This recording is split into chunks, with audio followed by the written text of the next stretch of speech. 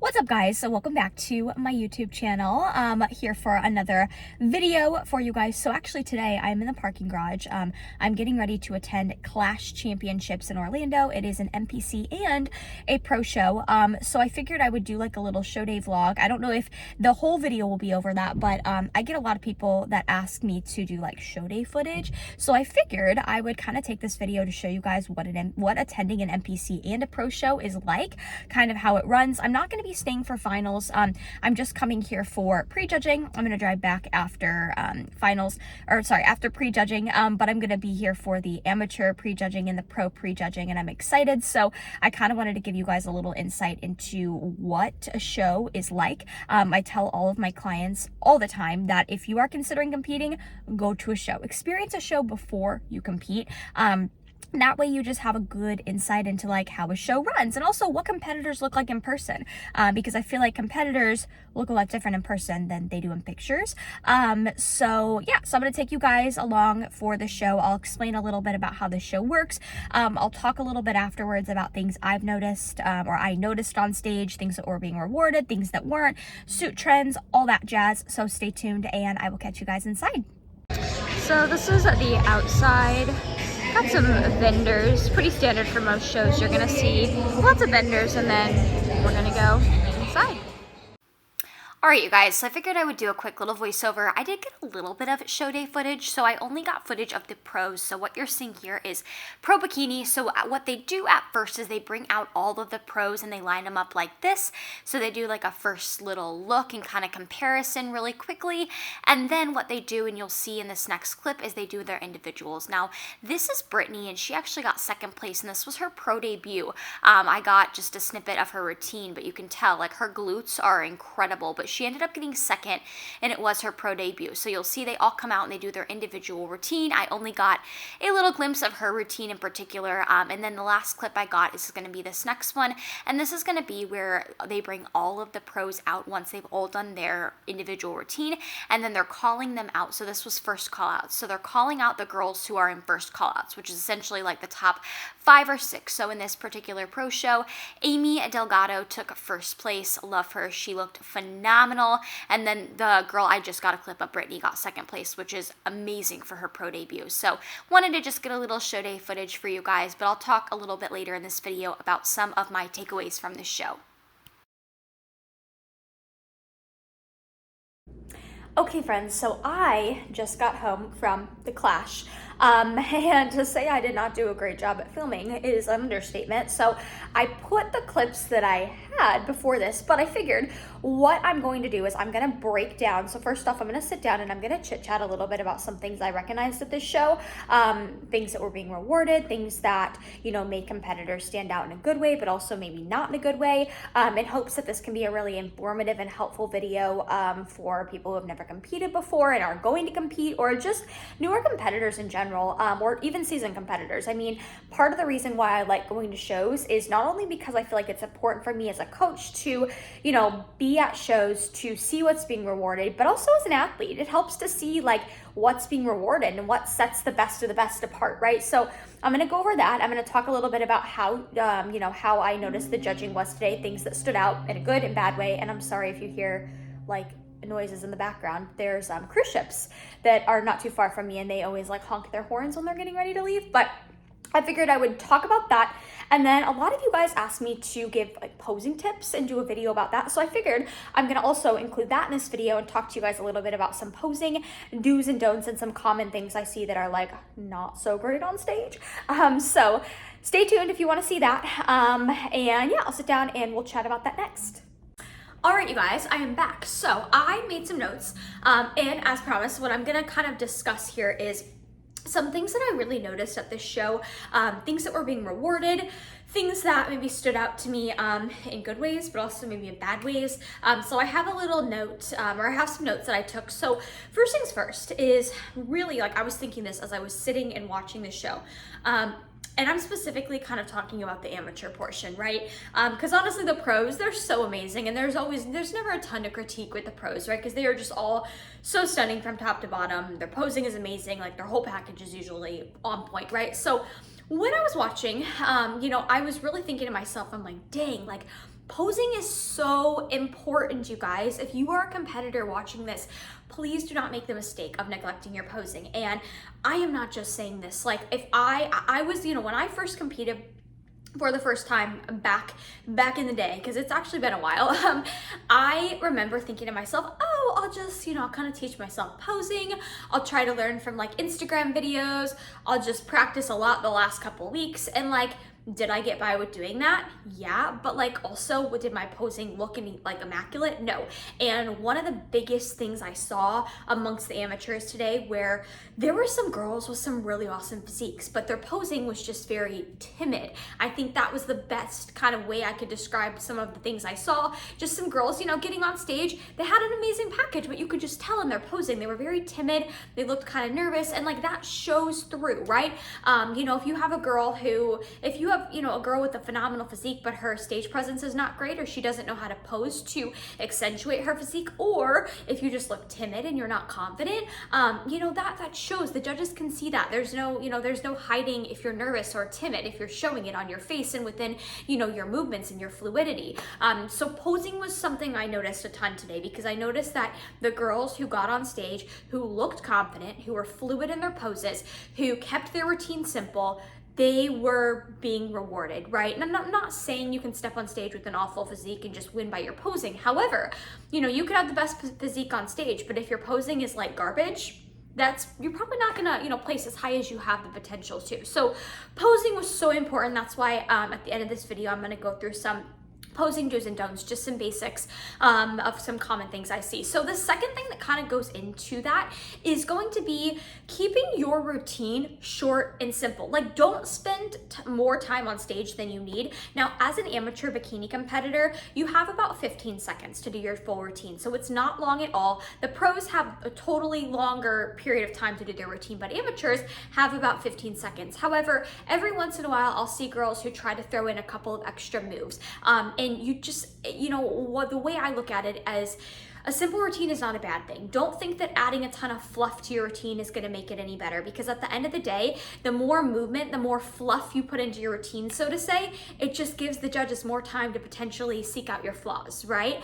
You know, I always think to Ashley Kaltwasser. She is one of the best bikini, or arguably one of the best bikini pros out there. Her pro routine is one of the shortest, if not the shortest, pro routine out there, or pro routines out there.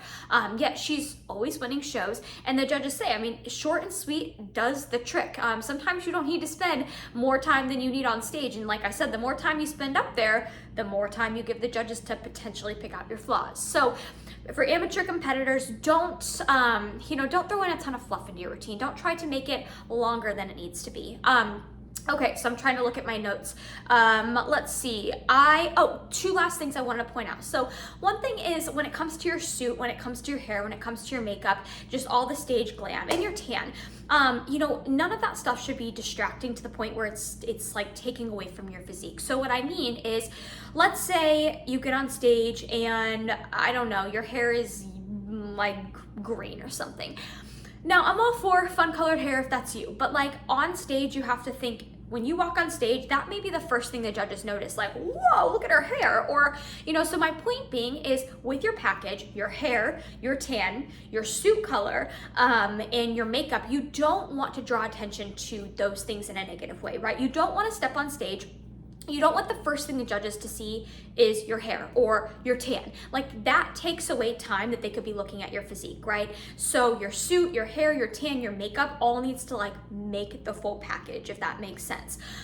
So last thing I want to talk a little bit about is striations. I noticed at this particular show, and it was judged by Sandy Williamson, who is one of the pro and also one of the Olympia judges. Many of you guys have probably heard of her. If you have not, look her up. She's fabulous. So one of the things that I noticed that she was rewarding today and wasn't rewarding was going to be striations. So I noticed that there were some girls on stage who had really, really good conditioning, almost to the point where like you could see their striations, and you know, it was almost like they were too too lean, so to say. And Sandy was not really rewarding the overly lean looks. And, you know, and that goes back to, if you think about who won Miss Bikini Olympia this year, it was Maureen Blanquisco. I'll put a picture of her up here so you guys can see who I'm referring to. She essentially set the standard for what bikini is, right? And when you look at her physique, she's not overly striated, she's not overly conditioned. Her look is very feminine. You see her muscles are very full, round, and bubbly. So, you know, at the end of the day, being leaner is not always better. Now, of course, you want to be lean, but you don't want to be too lean to the point where you're seeing striations, you know, because sometimes, you know, you see some girls with like striations on stage, and sometimes you can hide it a little bit with posing, right? Sometimes you can't, and the judges aren't always rewarding that look for bikini, right? There are certain divisions, figure, like those types of divisions that may reward that kind of conditioning, but bikini is not all about who is the most like shredded and lean to the core. Bikini is really about that full, round, bubbly muscle. You know, you have to be lean, but there's also such a thing as being too lean, right? So those are just some of the things I noticed at today's show. And like, if I can leave you guys with one thing, it is, please, if you are an amateur bikini competitor, invest in a posing coach or invest time in your posing, because in my opinion, that is one of the best things you can do for yourself. You know, you work so hard for your physique. Don't get on stage and let posing be the thing that brings you down. And that's one thing that I was really seeing stick out today, was immaculate posing. Again, with the cruise ship horns. I'm sorry if they're in the background, but immaculate posing really stood out to me today on stage, and just fluidity and grace and confidence on stage. So that leads me to the last part of this video. I'm going to actually show you guys some posing do's and don'ts and some really common mistakes I see being made on stage with bikini competitors. So without further ado, that is going to be up next. And if you're still watching, I appreciate you. Okay, friends, so now for the posing portion of the video, highly requested. I always get requests to talk about posing tips in this video. So first and foremost, let me show you guys my favorite posing heels. They are the Shoe Fairy Olympians. These are the 2.0s. So these are the strappy Olympian 2.0s. You can see they actually don't have an ankle strap. So I also have another pair right here that has an ankle strap. It's kind of just personal preference. Honestly, I've been really liking the ones without the strap because they're super easy to slide in and off. So first key to posing is getting yourself a good pair of posing heels. And I do have a discount code for the Shoe Fairy. I'll put it below. But my first tip when it comes to posing is, once you get your first pair of heels, walk around in them in the house. So put those bad boys on, put them on when you're doing the dishes, put them on when you're just doing general housework, but getting comfortable in them is the first thing. You cannot really be amazing at your posing unless you're comfortable in your heels. And I know personally for me, I don't walk around in heels unless I'm posing. So that's one of the biggest tips I give my new competitors especially, is once you get your heels, put them on around the house and just start wearing them so you can get your feet comfortable in them. So without further ado, I'm going to put these bad boys on, and then we are going to talk a little bit about some posing do's and don'ts and some of the most common mistakes I see being made amongst competitors with posing. So let me adjust this. And yes, I do pose a lot with socks on. Those of you who follow me on Instagram probably know that. I always put my socks on because it's just easier to slide my shoe in and off. Obviously, you don't wear socks on stage. But first things first, that I want to talk about, because I see this mistake being made a lot, and this is going to be specifically for the bikini division, you guys. So when we talk about the front pose, one of the things I see a lot of girls doing is this hand that's on the hip. I see a lot of girls, what they do is they'll tense this back shoulder upward. So they'll hold a little bit too much tension in this hand on the hip, and they'll actually tense their shoulder upwards, so you can see my shoulders are unlevel. And that's pretty distracting, right? If I was a judge and I was looking at somebody's front pose and their shoulders were uneven, it just draws attention to the shoulders. So instead, you really want to focus on not holding so much tension in this hand on your hip and just relaxing it. So that way my shoulders are nice and level like a tabletop.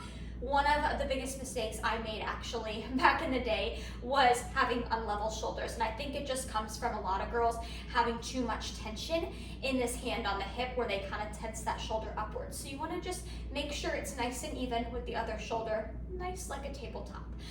So that's going to be the first thing I see a lot of girls doing that is a mistake. Now, second thing, and this is actually very very minute. A lot of girls do this, and I even catch myself doing this if I'm not paying attention. So you guys may not be able to necessarily see it a ton in this video, but one thing I see a lot of girls doing is in their front pose with this leg that I have bent, I'll see a lot of girls, what they'll do is they'll actually externally rotate this knee and this foot back towards the wall. So you can kind of see how I'm externally rotating. So I'll see a lot of girls hit their front pose, and what they'll do is they'll externally like rotate this knee to the back wall and the toe to the back wall, which just looks funky, and that's gonna throw off your balance as well. So make sure that this foot that's bent is not externally rotating, and you also don't want that knee externally rotating because it can potentially throw off your balance as well, right? So that's another mistake I see being made quite often. Okay, so two other big mistakes I see being made a lot. So first we're going to talk about the side transition pose. So obviously in the NPC bikini routine, you know, you go from your front pose to the first transition, and then you hit this, what I like to call side transition pose. Now, essentially, here's how it's supposed to look, right? We have the side glute being really the star of the show here. My hand is flat on my thigh. Now, one mistake I see a lot of girls making is they'll turn too far to the back. So instead of stopping here, they'll go like all the way here, where I can see their full back and some of the other glute. So you just want to make sure this is a side pose and not so much a pose where you're facing the back wall, because I see that mistake being made a lot. And I'll actually put a graphic up here because I did post a graphic relating to that pose on my Instagram this past week. So the last mistake I want to show you guys, and some of you guys may know this is coming, but I saw this actually specifically today at the show I was at, is at amateur shows. Sometimes I will see girls, and I hate this because it's so obvious. It's so obvious, and it just, it doesn't look good. Is on stage in your back pose, I see a lot of girls leaning forward, bending forward. So obviously when you are in your back pose, so obviously the pose like this, what I see a lot of girls doing, or not a lot, but a decent amount, is I'll see them leaning forward, which that looks really awkward from the judge's point of view, right? So I'm gonna show you guys what that looks like. So if you're the judge, watch what happens. I lean forward and it just looks awkward. It throws off my balance. It makes my glutes look super dominant. It makes my lower body look super just like out of proportion. So instead of leaning forward, like I said, you also don't want to just stand straight up in your back pose. You want to have this nice low back arch. So it kind of looks like this from the side. Now it's, you know, it's very exaggerated, but what this does is it essentially lifts and pops those glutes, right?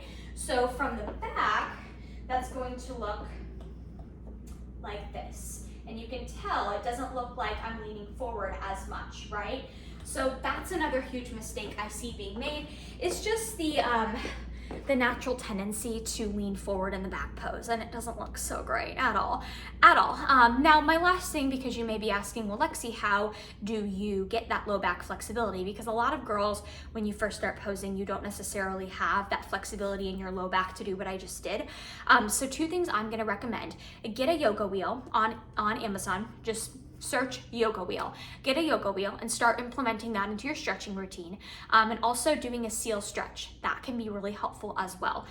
Just really loosening up that low back. But honestly, the more you practice your posing routine, the better your back arch will get too. So anywho, that was highly requested, some posing, just like mistakes I see being made, and some posing just tips. But I hope you guys enjoyed this video. I know it was very competitor kind of based, but even if you're not a competitor, hopefully you enjoyed kind of watching it.